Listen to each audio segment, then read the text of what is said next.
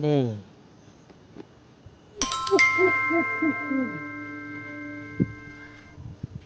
นี่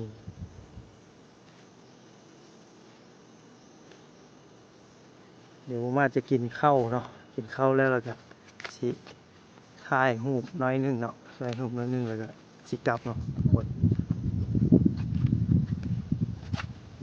มาก็มาฮอดผางอยเรียบร้อย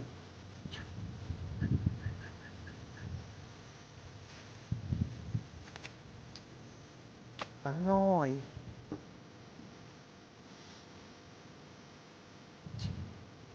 สวยงามแล้วทุกคน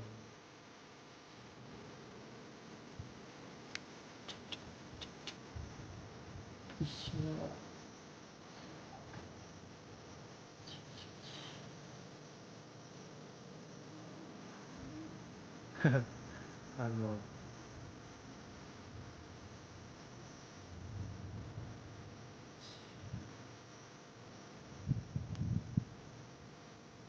รอบรอบรอบรอบรอบรอบรอบ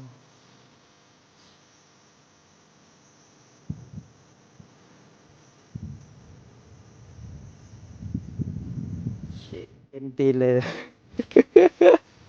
สัวสิมาฮอดเนาะทุกคนเอ้ยทางลุ่มพุ่นกันโอ้ลึกขนาดเลยเสียดายเอาบ่ได้เอากล้องดีๆมาเนาะเอาใส่กล้องมือถือถ่ายก็อาจจะบ่เห็นแจ้งปานใดเนาะนี่หาง่อย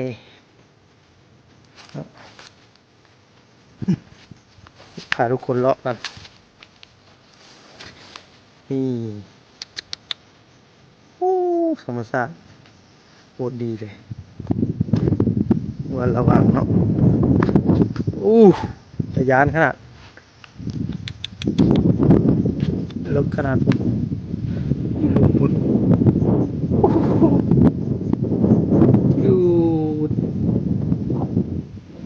ไอ้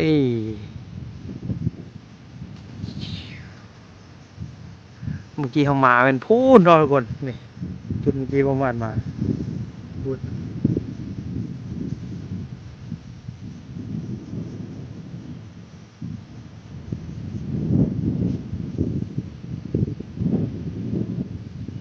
วันนี้ครับวันที่คนมาถ่ายรูปหลายแล้วอยู่นี่ก็มีหลายคน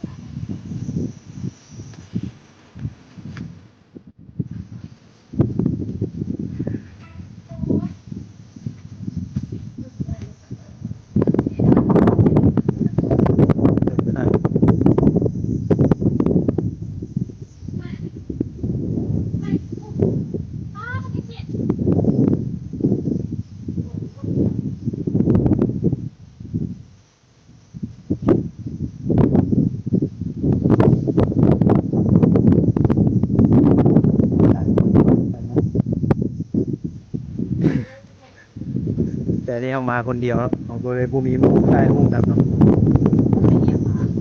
เดเวียงมาอยู่ดอนนู่นนะมานั่งขี่รถมาเล่น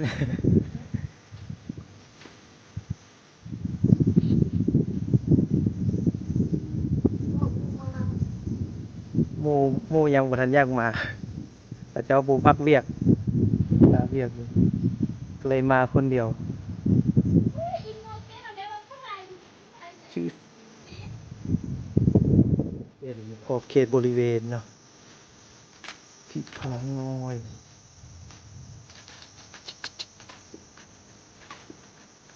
มีเองไหมล่ะ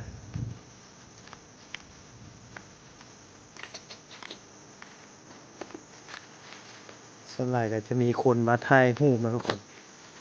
แต่อันนี้เขาหาเจ๊บ่มีผู้เล่นนะ นี่มีกกเหนือแปลกๆ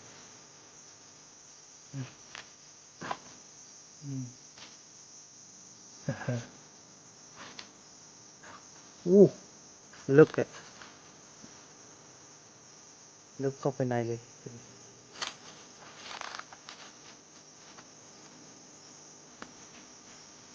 เดี๋ยวจะมีคนอยู่คุณเนาะ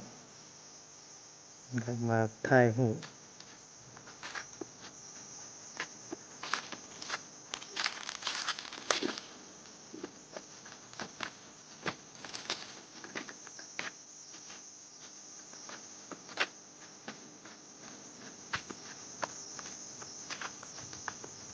จะมีคนมาอันนั้นเลยเนาะทุกคนมากองไฟแถวนี้แหละ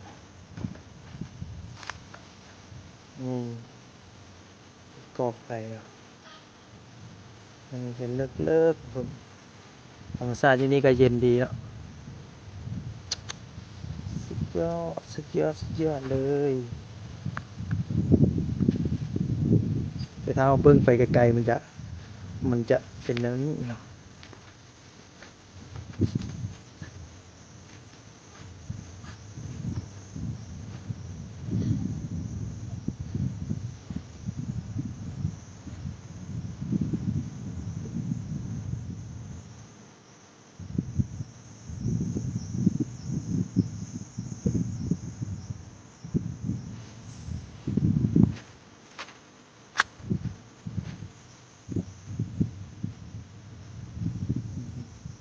เป็นธรรมะไทยพูด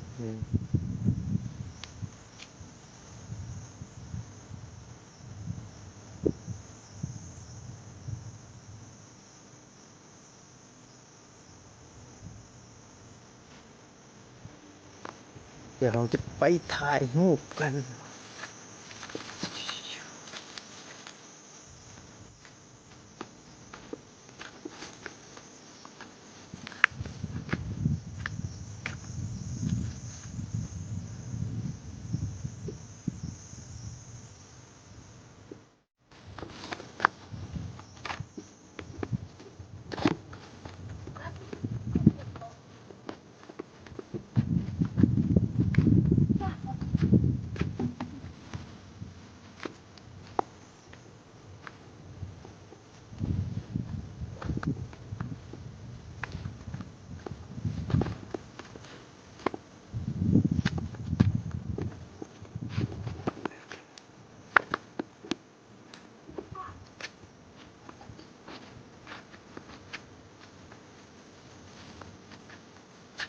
อืออันนี้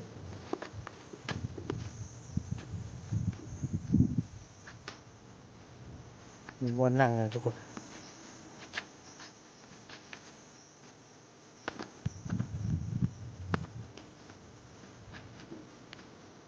เอ้ยเห็นละปางงอย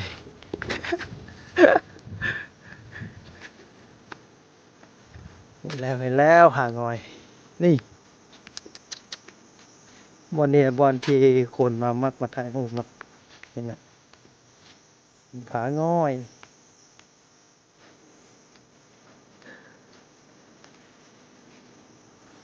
เลิกกันโอ้โหลึกขนาดเลยทุกคน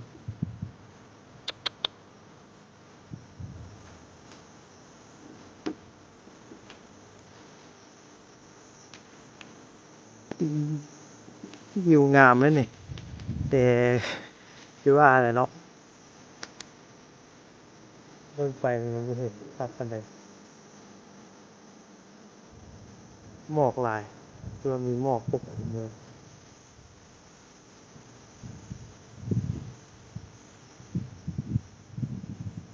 อันนี้ก็จะเป็นผู้ที่คนที่เขาจะมาเที่ยวเจ้าต้องมานั่งถ่ายรูปบริเวณกันนี้เดี๋ยวผมมาก็จะขอถ่ายรูปสัก2-3 รูปครับแต่พาทุกคนมาเลาะเบิ่งแถวนี้กันเนาะอันนั้นก็จะเป็นตู้มีตู้พร้อมเนาะตู้2-3 ตู้เนาะนั่งขอกินข้าวอหย่างเนาะ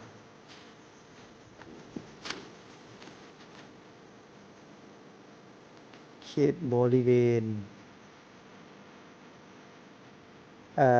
ค่าเข้าเนาะค่าอันที่เข้ามาเบิ่งนี่เนาะก็2,000กีบเพิ่นบอกว่าเก็บหลายนะทุกคน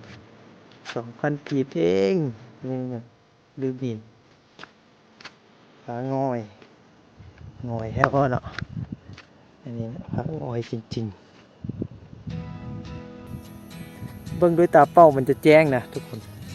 คือว่าแหละกล้องเฮาก็บางเทื่อมันก็บ่ได้เรื่องเองมันก็ยังแบบมัวๆนะทุกคน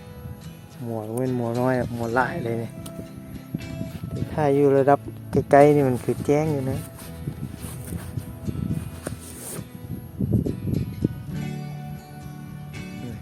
ถ้าเยืองไปบนฝุ่นแล้วมันจะบ่เห็นเลย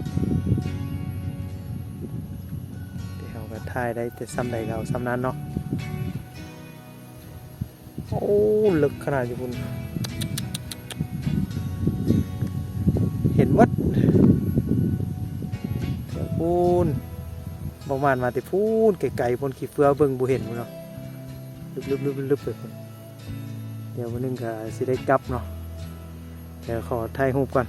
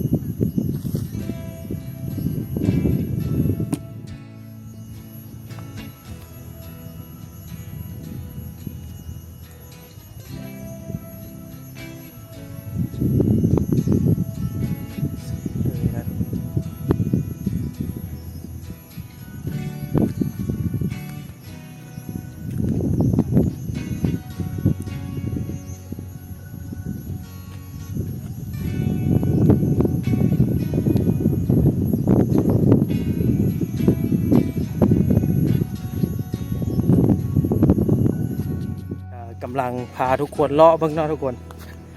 พาทุกคนเลาะเบิ่งธรรมชาติอันนี้ลุ่มพุ่นก็จะเป็นผ่าลงไปลึกๆพุ่นเลยเนาะทุกคนนี่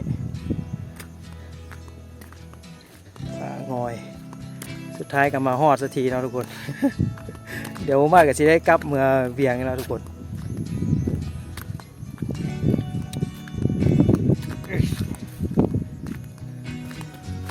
ฮ้อนเนาะทุกคนเนาะแดดฮ้อนขนาดโอเคผางอย